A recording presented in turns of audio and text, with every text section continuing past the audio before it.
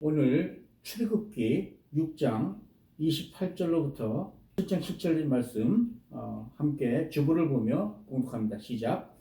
여호와께서 애굽 땅에서 모세에게 말씀하시던 날에 여호와께서 모세에게 말씀하여 이르시되 나는 여호와라. 내가 네게 이르는 바를 너는 애굽 왕 바로에게 다 말하라. 모세가 여호와께서 아뢰되 나는 입이 둔한 자오니 바로가 어찌 나의 말을 들으리까. 여호와께서 모세에게 이르시되 볼지어다 내가 너를 바로에게 신같이 되게 하였은즉 네 형 아론은 네 대언자가 되리니 네가 바로의 마음을 완악하게 하고 내 표징과 내 이적을 애굽 땅에서 많이 행할 것이나 내가 내 손을 애굽에 펴서 이스라엘 자손을 그 땅에서 인도해 낼 때에 애굽 사람이 나를 여호와인 줄 알리라 하시매. 아멘 아멘. 할렐루야. 오늘은 모세와 제사장의 가문이라는 제목을 가지고 말씀을 함께 나누도록 하겠습니다. 이스라엘 성지 순례할 때 사무엘의 가무가 있는 장소 이름이 나비예요. 나비라는 곳을 방문한 적이 있습니다. 근데 여러분 여기서 이 나비라는 단어는 나비 사무엘, 즉 사무엘 선지자를 일컫는 단어예요. 즉 선지자라는 단어가 지명이 될 정도로 이스라엘에서는 선지자가 가지는 그 의미가 대단히 크다는 거죠. 원래 출애굽기는 누가 뭐래도 모세를 중심으로 그 스토리를 끌고 나가죠. 그런데 입이 둔의 그 첫사에게 실패했던 모세는 지속적으로 하나님께 자신이 적임자가 아님을 호소해요. 이는 단순한 겸손이 아니라 스스로 영적으로 침체되어 있고 이에 따른 무력감의 표현이기도 한 것이죠. 이 하나님께서는 모세를 돕기 위하여 새롭게 아론의 족보를 통해 대언자, 즉 선지자 가문을 세우세요. 그래서 오늘 본문에는 갑자기 아론의 족보가 자세히 언급되고 있는 것이죠. 이는 하나님의 사역이 처음으로 모세의 사역과 아론의 사역으로 분화되어 있음을 나타내는 거예요. 그렇다면 하나님께서는 왜 갑자기 아론을 모세의 대언자로 세우셨을까요? 하나님은 모세의 고질적인 이 입이 둔하다는 불만에 대해 무조건 따르라고 몰아붙이시는 분이 아니시라는 거예요. 대신 합당한 사람인 아론을 붙여 모세가 하는 일을 감당할 수 있도록 격려하시는 분이시라는 거죠. 우리 인생도 살다 보면 똑같은 문제로 반복해서 넘어질 때가 있지요. 그래서 내 형편이 이렇게 안 좋은데 내가 누굴 돕는다 말이냐 하며 스스로 문을 닫아버릴 경우도 있습니다. 그러나 기억하세요. 하나님은 우리가 무너진 자리에 새로운 우리를 세워주시는 분인 줄 믿습니다.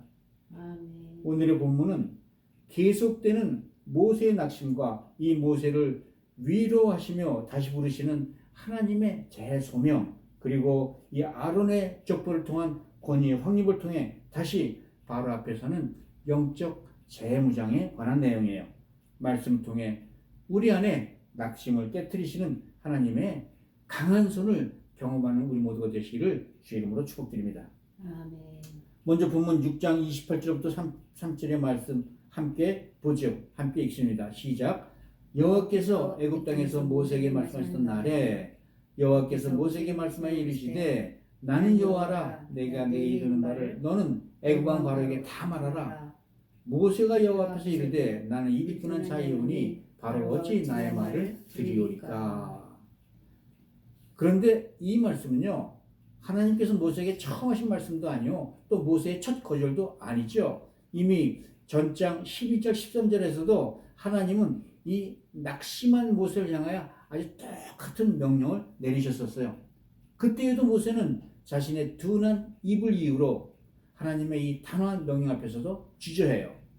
그리고 또다시 모세는 자신의 신체적인 결함을 이유로 오늘 하나님의 소명을 반복적으로 거부하고 있는 것이죠. 그럼 여기서 도대체 입이 둔하다는 의미는 무엇을 말할까요? 입이 둔하다는 히브리식 표현은 할례받지 못한 입술이라는 의미를 내포하고 있어요.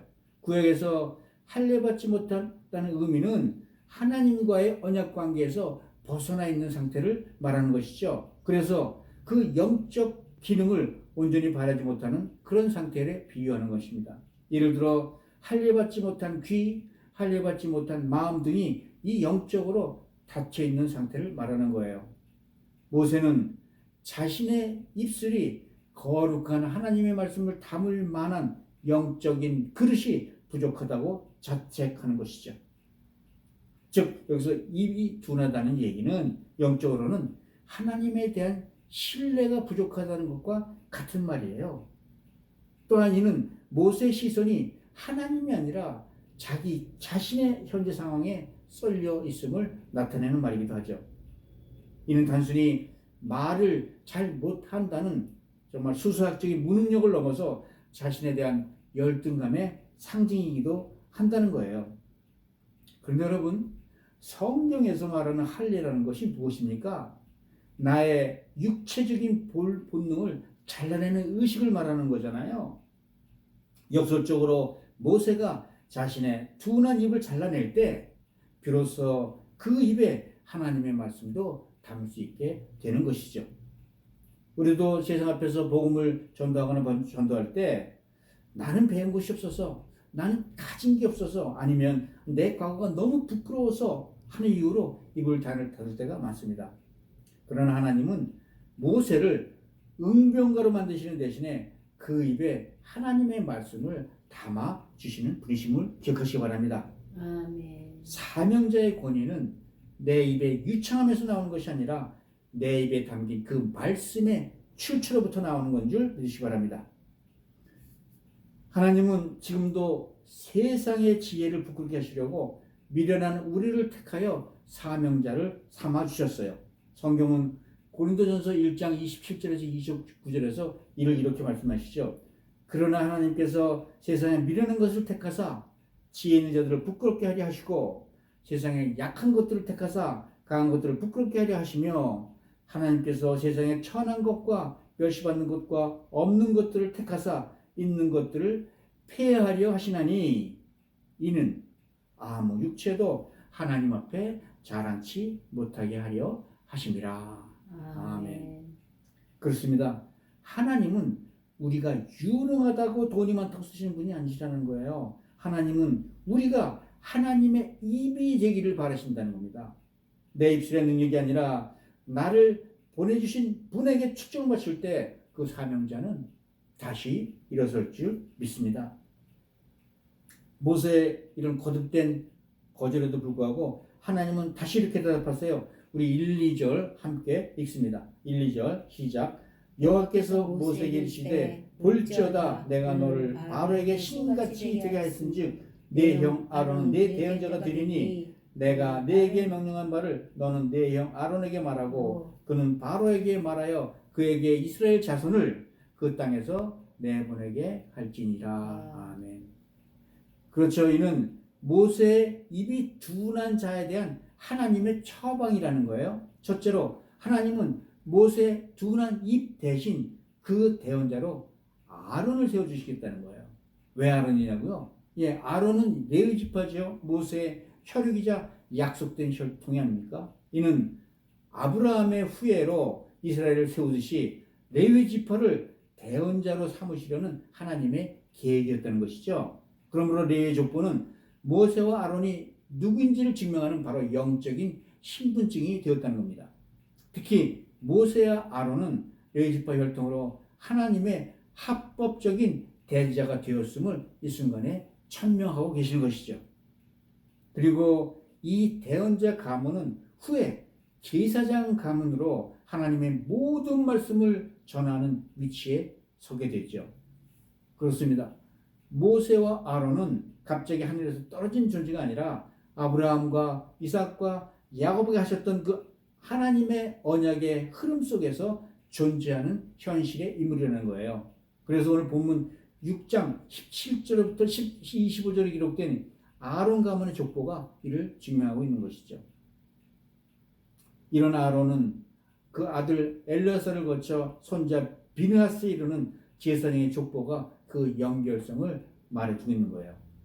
그리고 그 거룩한 제사장의 계보는 십자가로 인해 예수 그리스도를 주로 믿는 우리에게로 이어져 내려오죠. 성경은 베드로전서 2장 9절에서 이렇게 말씀해요. 너는 택하신 족속이요 왕 같은 제사장들이요 거룩한 나라여 그의 소유가 된 백성이니 이는 너희를 어두운 데서 불러내어 그 기이한 빛에 들어가게 하시니에 아름다운 덕을 선포하게 하려 하심이라. 아멘. 그렇습니다. 우리가 세상에 낙심할 때 기억해야 할 것은 우리의 뒤에 하나님의 역사가 면면히 흐르고 있다는 사실입니다. 여러분, 우리가 우연히 오늘 이 자리에 있게 된 것이 아니란 거예요. 우리 모두는 창세전부터 계획된 하나님의 이 거대한 족보 속에서, 그 계획 속에서 존재하고 있는 줄 믿습니다. 아멘. 두 번째, 입술이 둔한 모세를 위하여 하나님은 더더욱 놀라운 조치를 병행하시죠. 볼지어다 내가 너로 바로에게 신과 같이 되게 하였은즉, 신과 같이 하게 되었은즉. 참 놀라운 말씀 아니세요? 여기서 신은 엘로힘으로 표현되고 있습니다. 전능하신 능력의 하나님을 말씀하시는 것이죠. 입술이 어눌한 모세를 위하여 모세를 바로 왕에게 신 같은 존재로 만드시겠다고 말씀하시는 거예요. 바로는 당시 애굽에서 태양신의 아들이자 현존하는 신으로 추앙을 받죠. 다른 말로 하나님께서 모세를 그 바로 왕이 신처럼 우러러보는 그 존재로 만들겠다는 거예요. 그 바로라는 가짜 신을 심판하고 그를 다스린 참된 신의 대리자로 모세를 격상시키시겠다는 것이죠. 이는 모세를 통하여 전지전능하신 엘로힘 하나님의 능력이 드러날 것을 예시하시는 거예요. 그러면 여기서 여러분, 하나님은 왜 아론을 모세의 대언자로 삼으셨는지 눈치채셨죠? 하나님은 항상 혼자 말씀하시는 분이 아니고 대언자를 통해 사람들에게 말씀을 전하시는 분이세요. 하나님은 모세에게 이 아론을 대언자로 붙여주셔서 바로에게 모세가 하나님이 되게 하셨다는 것이죠. 그래서 여기서 신은 우리가 말하는 존재론적 신을 말하는 것이 아니라 하나님의 권위에 위임을 못하는 것이에요.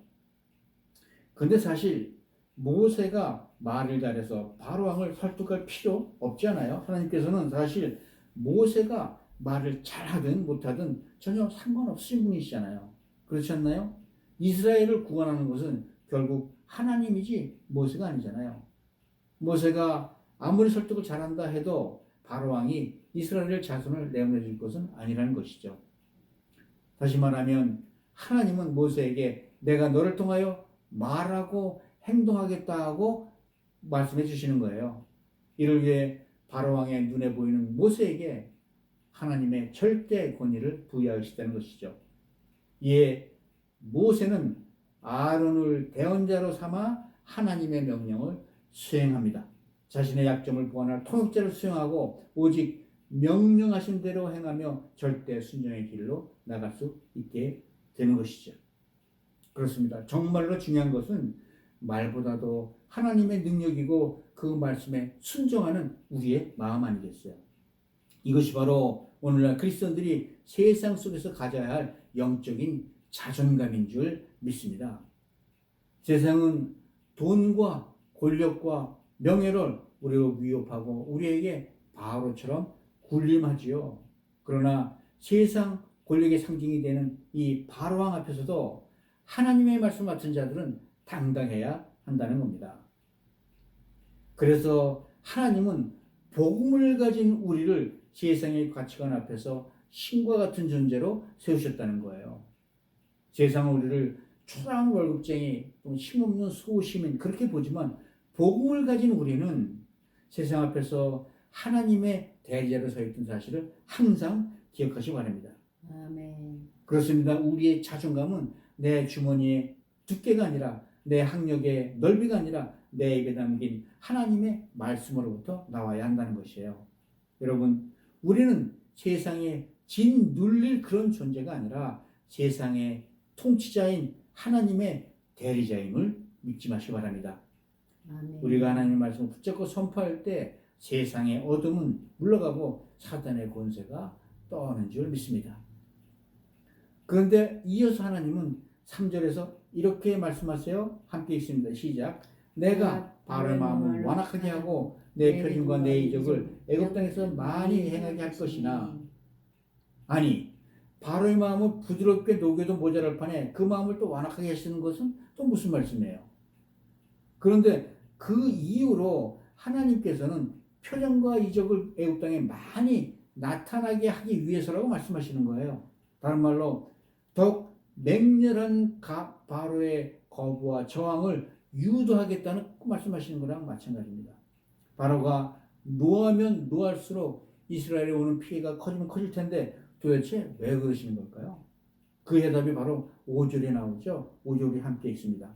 시작. 내가 내 손을 애굽 위에 펴서 이스라엘 자손을 그 땅에서 인도해낼 때에야 애굽 사람이 나를 여호와인 줄 알리라 하시매. 아멘. 그렇습니다.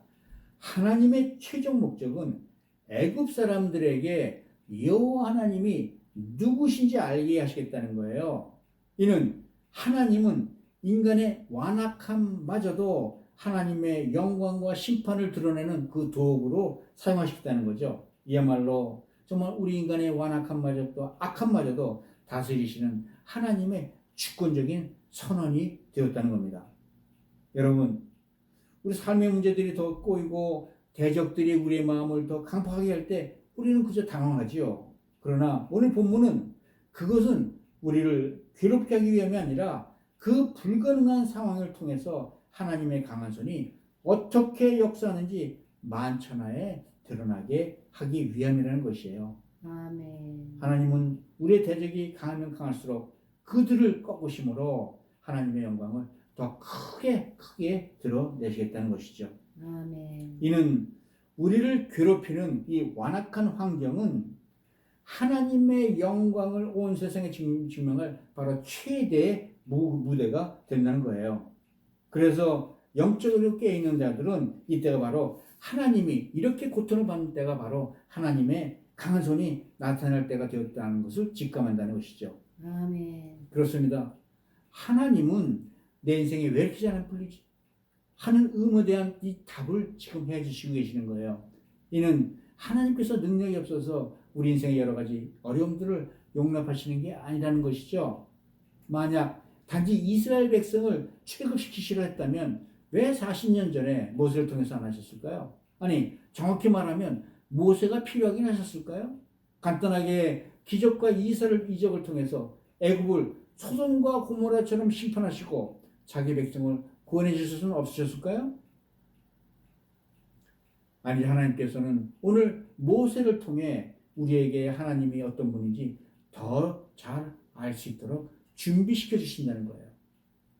그렇습니다. 하나님께서는 출애굽기를 통해 우리에게 여러 가지 말씀을 하고 계시는 거죠. 첫째, 하나님은 사람을 통해서 일하시는 분이십니다. 아멘. 둘째, 하나님은 사람을 희생시켜서 일하시는 분은 아니시는 겁니다. 셋째, 하나님은 이 일을 위하여 사람을 단련시키고 이 합당한 자격을 가질 수 있도록 준비시키는 분이시라는 거예요.